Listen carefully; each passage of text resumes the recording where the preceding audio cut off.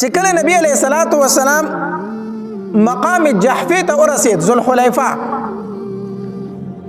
نو هلته ورسره حضرت عباس رضی الله تعالی عنه میلو شو چې د خپل کور سامان په سارو باندې بار کړی دی او خپل بچي ورسره دی او کور والی ورسره ده. نبی علیه الصلاۃ والسلام ورته وفرمیل عباس ته چرته روان یم؟ هغه ورته وایي د الله پاک پیغمبره زه خو درتلم مدینې منورې ته ما هجرت کو زه خو تا پسې در روان یم ته خو دې خوا را روان یې. نبی علیه الصلاۃ والسلام ورته وفرمیل خپل اهل و عیال او سامان چې کوم دی دا مدینې منورې ته ولېږه او ته زمونږ سره ملګری شه موږ په مکه باندې حمله کوو نو ته زمونږ سره جهاد له روان شه. نو عباس رضی الله تعالی عنہ د دغه ځای نه د نبی علیه الصلاۃ والسلام سره ملګری شو. اصل کې د عباس رضی الله تعالی عنہ مخکې مسلمان شوی و نه مخکې نه مسلمان و او د نبی علیه الصلاۃ والسلام ته فرمایل وی زه مدینې منورې ته هجرت کوم درځم خو نبی علیه السلام به منع کوي عباس ته مه راځه ته مکه کې پاتې شه خپل اسلام پټ د خلکو نه وساته دې دپاره چې موږ ته د مکې د خلکو خبر راکړي ته موږ پسې مه راځه. نبی علیه الصلاۃ والسلام عباس رضی الله تعالی عنہ د مقام جحفی نه ځان سره ملګری کوي زه ته زموږ ملګری شه چې ځو. بیا مخکې تللی یو بل مقام دی چې هغې ته مقام ابوا ویلی شي چې هلته کله نبی علیه الصلاۃ والسلام د خپلو صحابه کرامو سره ورسېدو نو هلته ورسره یو 3 تنه نور مرګ میلو شو د نبی علیه الصلاۃ والسلام سره. یو ابو سفیان و دا ابو سفیان نه دی دا بل ابو سفیان دی دا د نبی علیه الصلاۃ والسلام د تره زوی دی ابو سفیان ابن حارث دا د نبی علیه السلام د تره زوی دی. نو یو ابو سفیان دویم عبدالله ابن امیه دا دوه تنه د نبی علیه الصلاۃ والسلام سره په مقام ابوا کې د نبی علیه الصلاۃ والسلام سره دا دوه تنه میلو شو یو ابو سفیان او دویم عبدالله ابن امیه. ما درته وی دا بل ابو سفیان دی دا د نبی علیه السلام د تره زوی دی ابو سفیان ابن حارث د حارث زوی دی او دا د نبی علیه الصلاۃ والسلام رضاعي ورور و د ابو سفیان رضاعي ورور ځکه نبی علیه السلام د حلیمې بیبي پی خوړلی و که نه او د ابو سفیان هم د حلیمې بیبي پی خوړلی و نو دا دواړه رضاعي وروڼه مو نو د نبی علیه السلام د تره زوی مو رضاعي ورور مو او دا د نبی علیه السلام د وړوکوالي ډېر سخت ملګری و داسې ملګری و چې نبی علیه السلام به چېرته و نو دی به ورسره و داسې که په د وړوکوالي کې ملګرتیا وي د هلکانو که نه نو دوی داسې ملګري وو د تره زامن مو ملګري مو چې چېرته به نبی علیه السلام هلته به سره د ابو سفیان خامخا موجود و داسې ملګرتیا وه ډېر یو بل باندې مین و. خو چې کله نبی علیه الصلاۃ والسلام د پیغمبرۍ دعوه وکړه که نه نو د ټول نه سخت دشمني د ابو سفیان شو او داسې دشمن شو د نبی علیه الصلاۃ والسلام چې د نبی علیه السلام خلاف اشعار به یې جوړول بیا او ډمې به یې راوستې او هغه به یې ګډولې خلکو ته به یې ویل چې تاسو دې پیغمبر له راځئ زه درته د هغې نه ښکلی مجلس لګوم زه درته د هغې نه ښکلی یو مجلس لګوم دې له ولې نه راځئ چې هغه خواله ځئ. دومره د نبي علیه السلام سخت دشمن و یا هغه چې د وړوکوالي ملګری و چې کله نبي اسلام د پیغمبرۍ دعوه وکړه بیا هغه چې د ټولو نه سخت بدترین دشمني دی شو. د نبی اسلام په سپکاوي کې به اشعار ویلو او حسان ابن ثابت رضی الله تعالی عنہ به بیا دله جواب ورکو د نبی اسلام د طرف نه. دا بل چې عبدالله ابن امیه دا د نبی اسلام د خپلې د ترور زوی دا د عاتکې زوی و د عاتکه بنت عبدالمطلب د نبی اسلام ترور و د پلار د طرف نه چې کومه د نبی اسلام ترور وه د هغې زوی و عبدالله ابن امیه نو دا د نبی اسلام د خپلې سکه ترور زوی و خو دیم د نبی اسلام ډېر سخت دشمن و. یو ځل نبی علیه الصلاۃ والسلام د اسلام دعوت ورکو نو دی عبدالله ابن امیه ورته څه ووي ته ما ته د اسلام دعوت راکړه چې زه پیغمبر یم نبی علیه السلام او زه الله رښتینی پیغمبر رالیږلم. دی عبدالله ابن امیه ورته ووي که نه وی کو ته چېرته اسمان ته وخېجه زه درته ګورم چې ته اسمان ته روان یې او اسمان کې یو سورې وشي او ته په هغې کې ننوځې او د هغې طرفه در سره فرښتې ملګري او تا یو خط راغستی د الله د طرف نه او په هغې کې الله لیکلي چې دا زما پیغمبر دی بیا دې نه منم. دا دومره بیا د نبی علیه السلام سخت دشمن شو دومره سخت دشمن شو. نو په مقام ابوا کې دا دواړه د نبی علیه الصلاۃ والسلام سره میلو شو. چې دا میلو شو صحابه کرامو ته تپوس وکړه که تاسو چېرته ځئ وایي موږ خو مدینې منورې ته در روان په نبي علیه السلام باندې ایمان مو راوړو.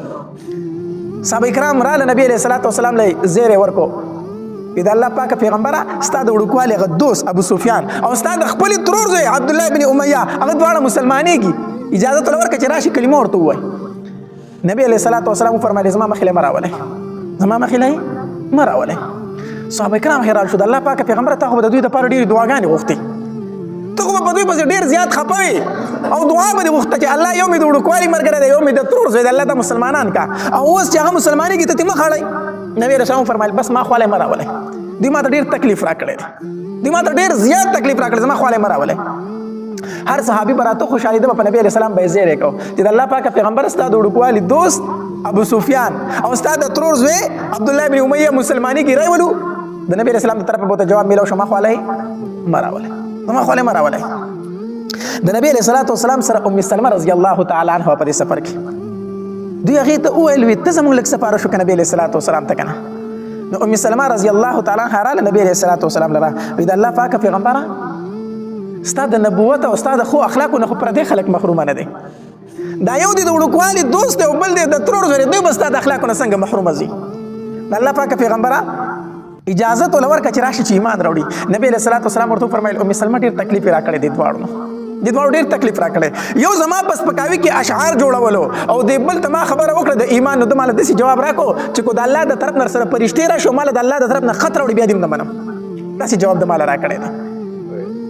دوی رالو علی رضی الله ام سلمہ رضی الله تعالی سپارښت کوي د الله پاک پیغمبر زما امید ده چې دا بستانه محروم نه پاتې کیږي زما امید ده چې ته به دوی محرومه کینا دلته کې دوی دواړه رالو علی رضی الله تعالی عنہ لره علی رضی الله تعالی دوی دواړو ته زه درته یو طریقه خیمه کې د نبی اسلام تاسو معاف کوي څنګه داسې وکړئ کنه چې تاسو لاړ شئ چاته وایئ ما او ډایرکټ د نبی اسلام مخې ته ودرېږئ په خپله ورشئ چاته وایئ ما او چې د نبی اسلام مخې ته ودرېږئ کنه نو دا آیات په ووایئ تالله لقد آثرك الله علينا وان كنا لخاطئين دا آیت په سوره یوسف آیات مبارکه ده چې کله د یوسف علیه السلام ورونه رااله یوسف علیه السلام ته ودرېدل او وی پیژند چې دا خو زمونږ ورور دی مونږ کوی ته ورته وکړی وو او الله دغه نه څه جوړ کړی دی بادشاه او پیغمبر یې جوړ کړی دی د ملک بادشاه دی اوس مونږ کوی ته ورته وکړی وو نو ورونه وی تالله لقد آثرك الله علينا وان كنا لخاطئين قسم په الله ته په مونږ باندې غوړه کړی مونږ خطا کاو ته الله غوړه کړی په مونږ باندې مونږ نه خطای شوی دا ویلار شه د نبی رسول الله وړاندې مبارک وړاندې ودرېږي د نبی رسول الله او د آیت مبارکه تاسو وایي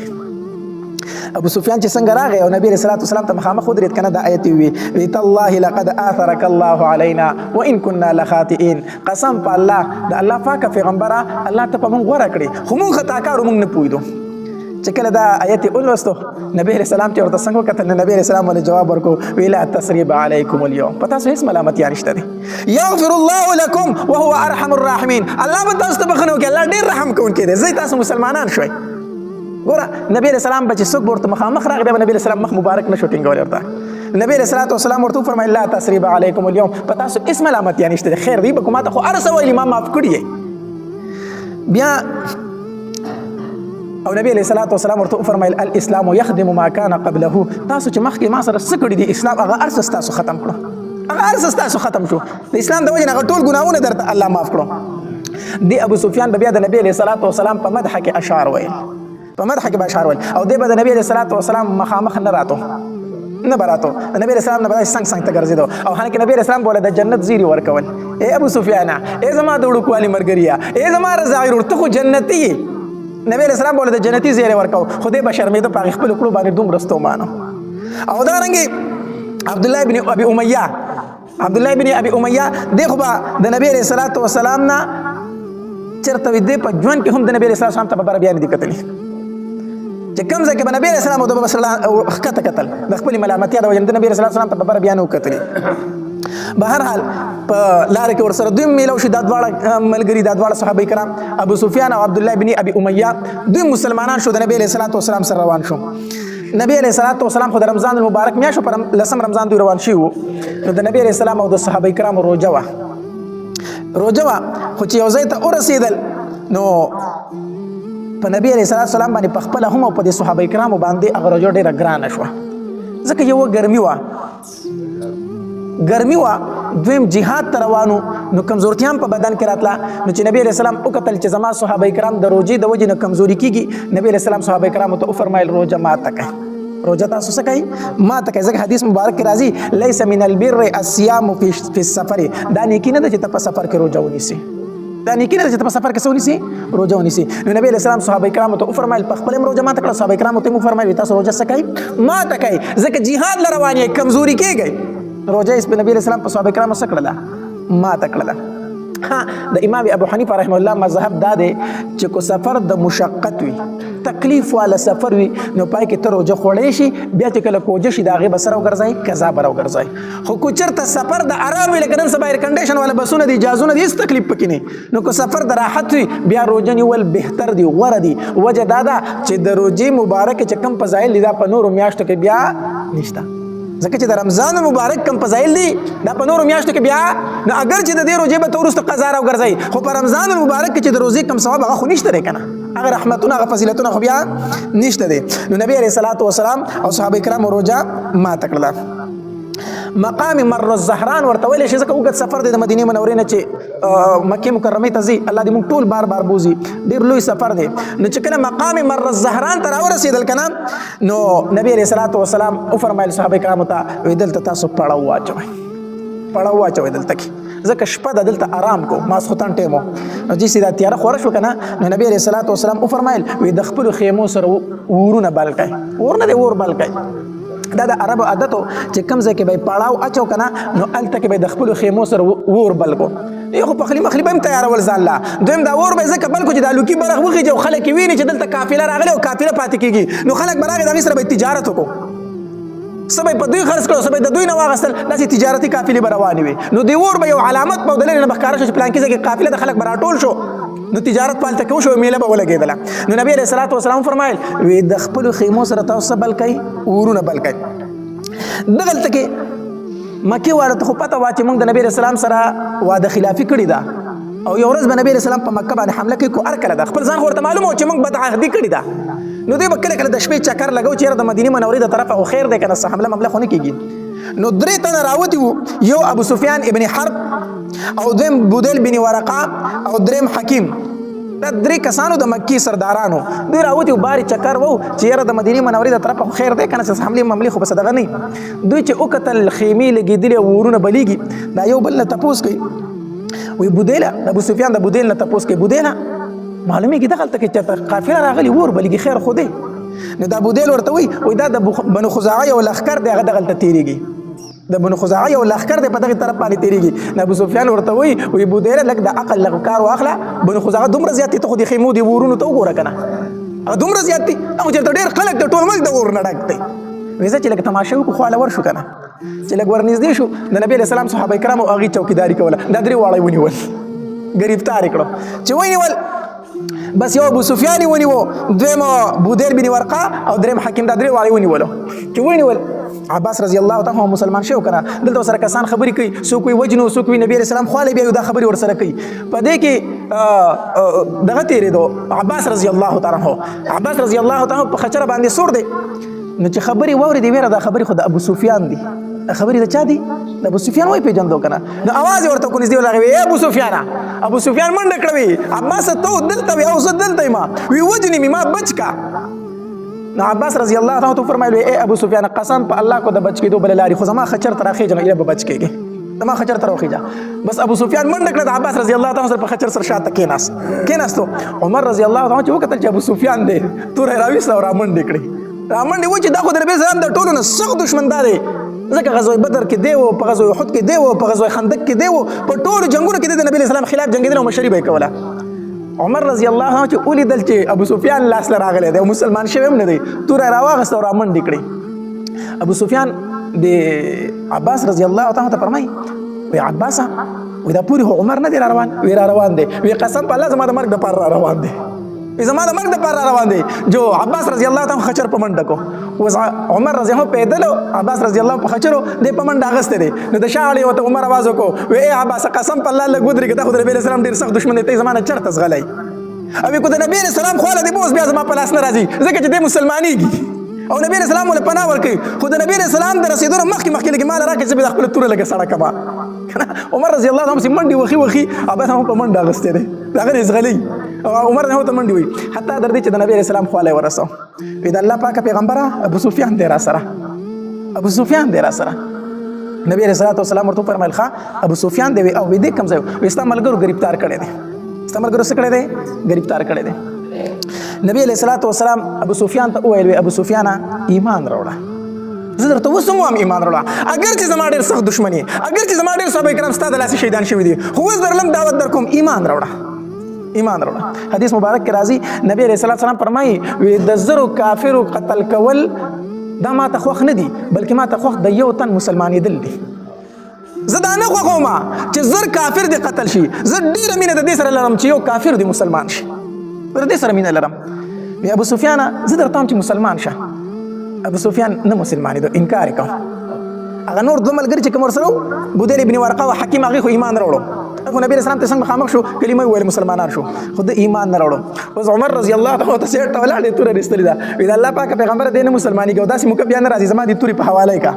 زما د توري په حواله کا، بار بار دا خبره کوي، بار بار دا خبره کوي. عباس رضی الله عنه په عمر رضی الله عنه په دې سر راوړل او ګرځیدو ته عمر غلی شه، استاد قبیله سره بیا بریدانه ویل چې وجنه وای ګوره دغه دغه وی کوستان د خاندان استاد قبیله سره بیا بریدانه وی چې وجنه وای، خو دا زمونږ د قبیله سره د ځکه بار بار وای چې وجنه وای. عمر رضی الله تعالی عنہ داسې عباس رضی الله تعالی عنہ کتل وی عباسه وی زما پلار خطاب نه دی خطاب، وی قسم په الله چې ستا په ایمان زه څومره خوشحاله شوم کنه، که دومره زه د خپل پلار په اسلام هم خوشحاله شوی وی. وی چې زه خبر شوم چې عباس مسلمان شو، وی ما ته دومره خوشحالي رااله، که خطاب مسلمان شوی زما پلار زه دورونه خوشحالېدم. وی وجه دا ده کنه چې ته د نبی علیه السلام تره او ستا په ایمان باندې نبی علیه السلام ډېر خوشحاله شو. نو چې ما وکتل چې د نبی علیه السلام تره مسلمان شو او نبی علیه السلام هم خوشحالېده کنه، وی ما ته خوشحالي ډېر محبوب ده. وی زما زړه خو داسې دی نور چې ته راته څه وایي نو هغه راته وایه نو،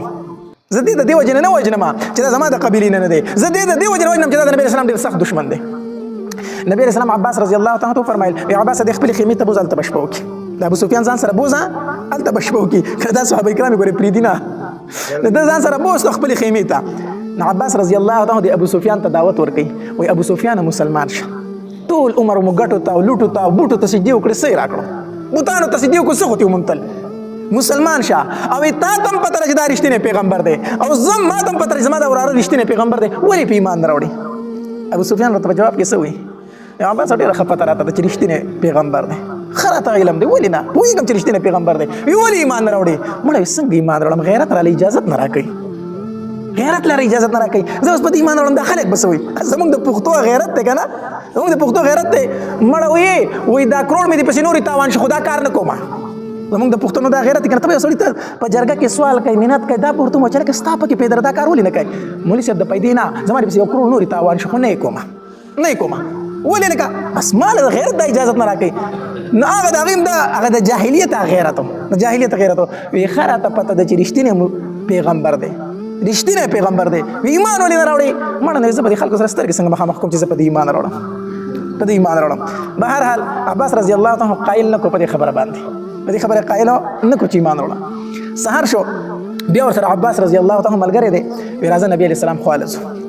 خو چې څنګه را روان دی په نبی علیه السلام یې سترګې ولګېدې که نه، نبی اختیار وي اشهد ان لا اله الا الله و اشهد ان محمدا عبده و رسوله. ایمان یې راوړ. ابو سفیان مسلمان شو. چې مسلمان شو ابو سفیان عباس رضی الله عنه نبی علیه السلام ته فرمایل وی د الله پاک پیغمبران د ابو سفیان چې دی د مکې سردار دی،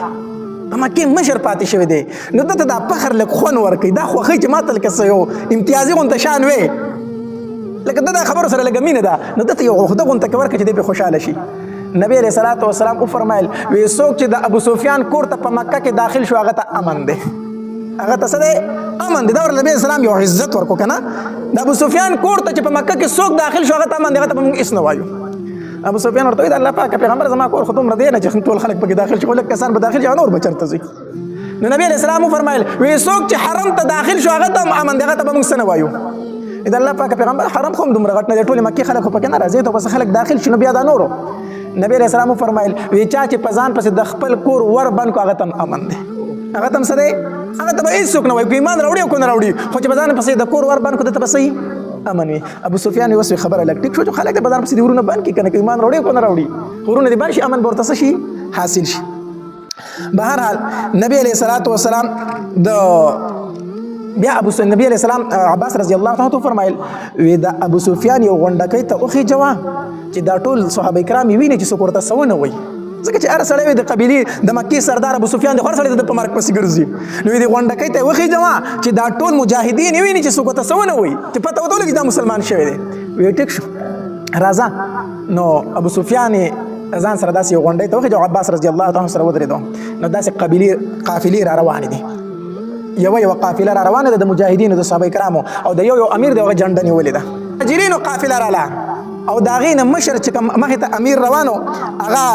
حضرت زبیر رضی الله تعالی عنه هغه جنډه نیولې ده او شاته پسې مهاجر صحابه کرام روان دي بل قافله د مجاهدینو داسې راله او مخکې ته یو امیر روان دی سعد بن عباده رضی الله تعالی دا قافله د انصار وه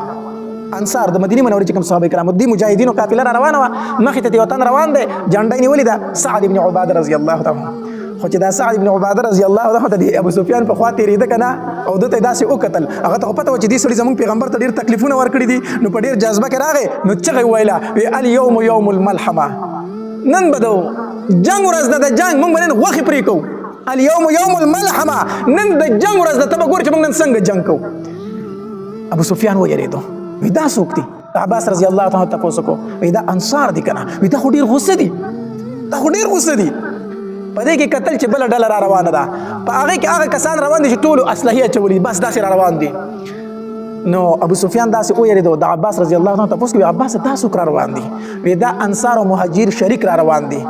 وی دا خو ډېر لوی قافله نه ده دا خو ډېر خلک نه دی وی په دې کې نبي علیه السلام هم را روان دی په دې قافله کې نبی علیه السلام هم را روان دی نو چې نبی علیه السلام داسې تېرېده که نه نو د ابو سفیان ورته اواز وکړو وی ای محمد صلی الله علیه وسلم وی تا د خپلو صحابه کرامو ته حکم ورکړی دی چې خپل خاندانونه پې قتل کړي د مکې خلک ټول قتل کړي نبی علیه السلام وفرمایل نه ما خو دا حکم نه دی ورکړی چاته چې تاسو مکې خلک قتل کړئ نو دا ماته سعد بن عباده څه ووي وی څه وي وی هغه وایي چې الیوم یوم الملحمه نن خو د جنګ ورځ ده نبی علیه الصلاة والسلام وفرمایل وی د سعد بن عباده نه جنډه واخلئ د سعد بن عباده نه جنډه واخلئ خیر بل چاله مه ورکوئ د هغه قیس چې کوم زوی دی هغه لی ورکئ د هغه زوی له دا جنډه ورکئ خو د ده نه جنډه واخلئ د هغه زوی له جنډه ورکړه